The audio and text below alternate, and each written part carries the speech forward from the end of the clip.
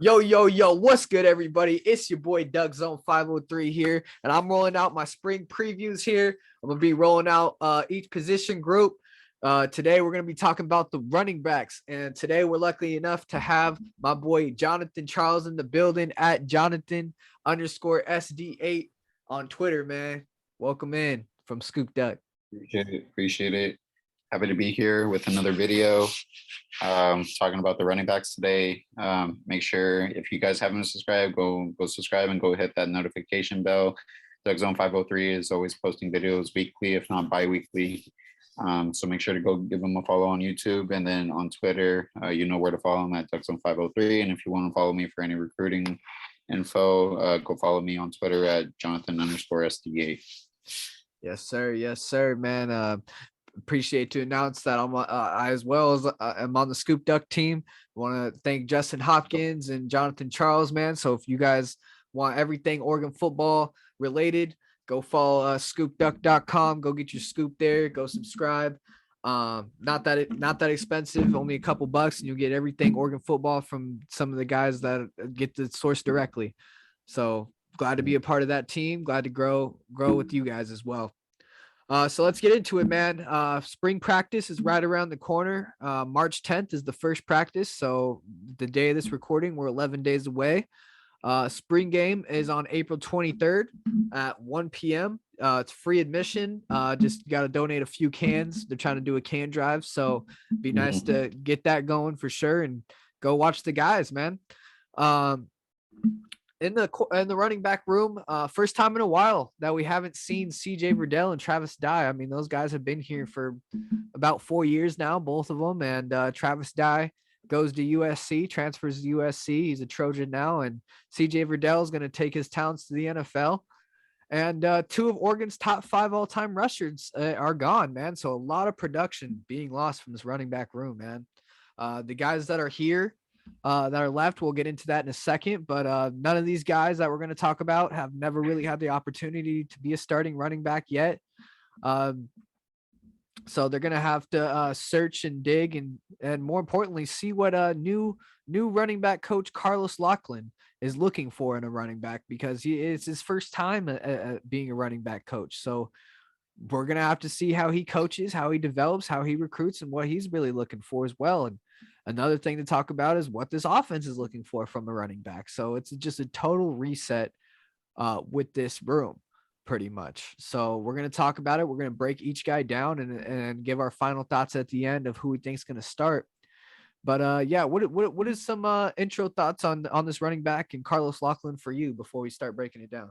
Yeah, so Coach Lachlan was a running backs coach at Memphis before his stop here at Oregon. He has a very good background. I know he's barely coming up the ranks as a running backs coach, but it's quite impressive. He has a lot of ties to the South, and it's paying off. You see multiple guys, whether it be in the running back room or from other spots, that are pretty close with Coach Lachlan, and they like who he is and what he's trying to send, and his message to recruits, and what he's trying to do at Oregon. Yeah, 100%. I've seen him on Twitter and stuff and Instagram. He's all around in different high schools, man. He's really hitting the ground running and really putting in that work. So glad to see it. Glad to see what he can do, and just wishing the best for him, man. Obviously, as a fan of Oregon as well, I want to see him do well. So yeah, let's start off by talking about the couple of the players here that have an opportunity to take that running back one spot. Let's start off with a guy that we've seen pretty fair amount, more than any of the other guys, pretty much. Byron Cardwell. Didn't really play much in the beginning of the season, but once Verdell went down with that injury, he became that number 2 back that Oregon needed with Travis Dye. Really stepped in really nicely. I really like what I saw from Cardwell as an overall back. Has really quick feet, patient when hitting the hole. That's one thing that you don't see from a lot young backs, is that patience to let the hole open up. And when that hole does open up, man, his fast burst just goes, man. He can really make that big play, that big time play. His best game last season was against Colorado.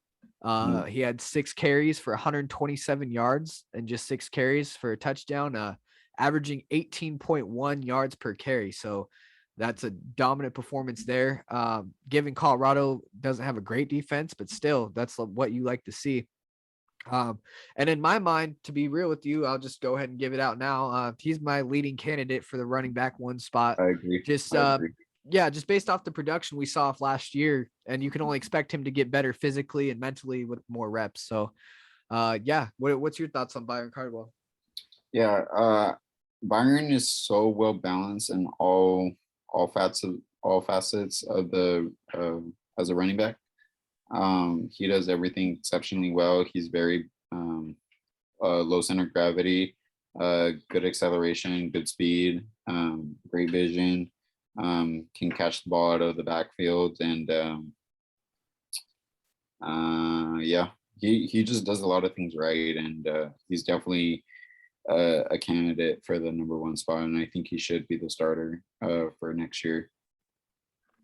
Yeah, 100%, man. I definitely I think he's gonna be the starter. I just gave it out early because I mean, just we haven't seen anybody else really. Next we got Sean Dollars. We could talk about Sean Dollars. Really excited to see what he's got personally as a fan. You know, this is his fourth spring game. Mhm. He's been halted by injury after injury. Last year, he had a knee injury that was pretty serious, so he's coming off of that. Very highly recruited player out of Modern Day High School. If anybody watching out there doesn't know Modern Day High School, they're a very prestigious football school. A lot of high talent coming out of that school. So very highly rated recruit. Sean Dollars was number 12 running back in the 2019 class. So he's got the talent. That's not the question. It's just the injuries have held him back. So you never know, man. Sean Dollars can come out and just take over the job just like that. You never know. We just haven't seen it. And that's another thing. And we could tie in here with Seven Mcgee, who makes the number switch to number 7. So it's nice to see number 7 being 7 there. Yeah, He played a little bit of slot last year. So we could be seeing that this year as well. We don't know if he's going to be playing running back, slot, or maybe even both. I've tried to talk to him a little bit, and he kind of gives me the same answer. He just tells me I'll play anything the coaches want me to play. So really like his explosive big play ability. He's quick and small, kind of like the old Oregon running backs of 2010s and stuff like that. And a highly recruited player out of Rochester, New York. He was the number 11 running back in the 21 class. So Sean Dollars and Seven Mcgee kind of, to me, have the same kind of game style to me. They're the shifty speed, big play, explosive player. And, you know, Sean Dollars just had injuries, and Seven Mcgee, you know, just kind of got onto the team. So, you know, was just waiting his turn, and we've seen him a little bit. So excited to see what these guys got. What's your take on those guys? yeah. So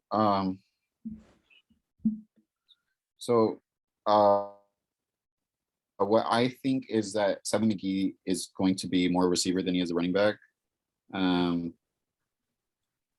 I also think that they're going to take another running back, just because they are only going to have 3 running backs on roster for next year. Technically, if they do move Seven McGee to slot receiver, which I think is a better spot for him.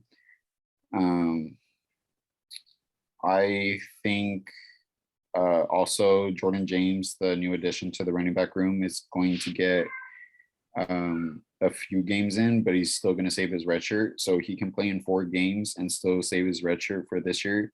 I think that's the better outcome for the rest of the team and for his career.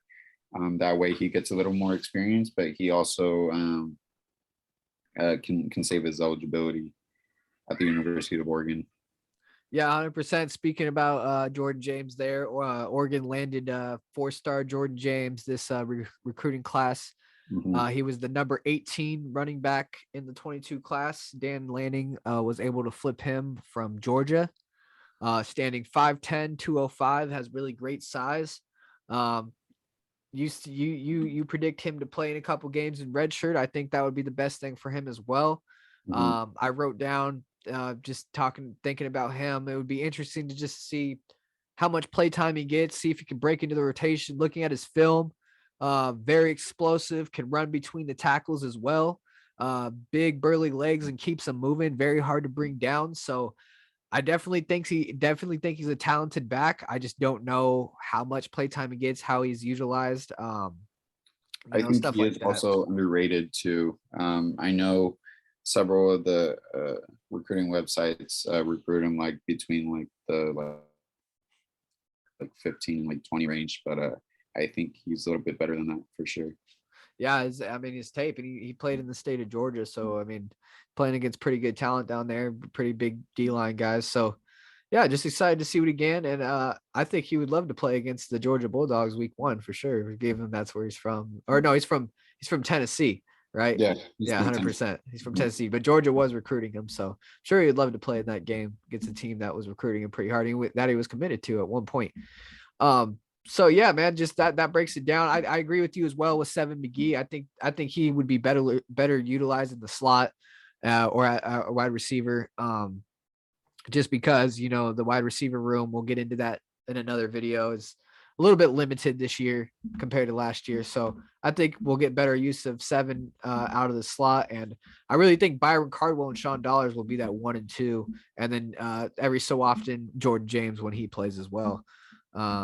Yeah, and given my final thoughts here, I think Byron Cardwell is your running back 1 coming into spring. I think most people think that. I think he's going to be your starter as well in the fall, just based off what I've seen, and I just think he's only going to get better off of what we've seen. I think he has an opportunity to really be a star here at Oregon and really put up over 1,000 yards rushing this season. I don't think that's a hot take. I just seen that I just off what I've seen, I think he can do more than the others. I think Mcgee and Seven Mcgee and Sean Dollars, I think they kind of have one kind of style, but I think Byron Cardwell gives you everything you need at running back. Lots of versatility for OC Dillingham to use with these running backs. You got different kind of guys, different kind of styles, different strengths. So it's going to be interesting how they're used for sure. What's your final thoughts? Yeah, and it's pretty good that they have multiple running backs with plenty of experience. Like I said, they're also going to take a transfer running back, so all 4 running backs are going to have a lot of experience. Even Jordan James at the high school level, he played at one of the better states for football, and or even in his area too, coming out of Oakland, Tennessee, or Munfordboro, Tennessee. Sorry. How do you Yeah. say that? I always wondered how you said his town because I tried to say it one time. I didn't know what I say. Yeah, Muff Hudson, bro. I don't know. Yeah, Muff. I know someone else said it before, but yeah, I mean he comes from a very good area for football, and the talent that he's seen in that area. So I'm sure Jordan James could step in by like at least early in the part of the season if the team needs him to. Yeah, I'd love to see Jordan James probably just give him like the first 3 games, and then redshirt him. We'll see, right when it gets to conference play, probably see what you got.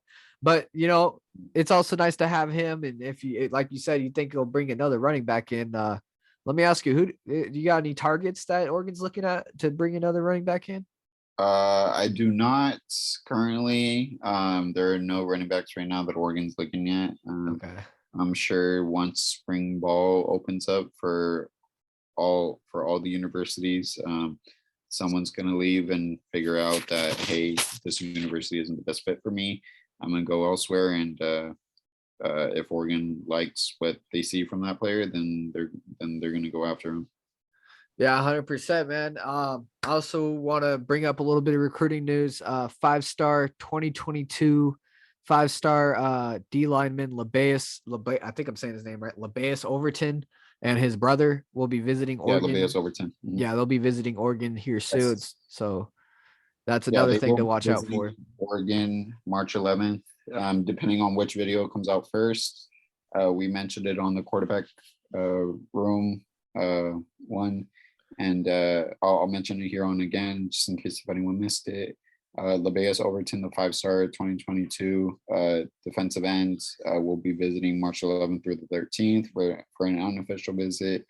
And he will be taking multiple visits this spring, and then might return to Oregon for for an official visit.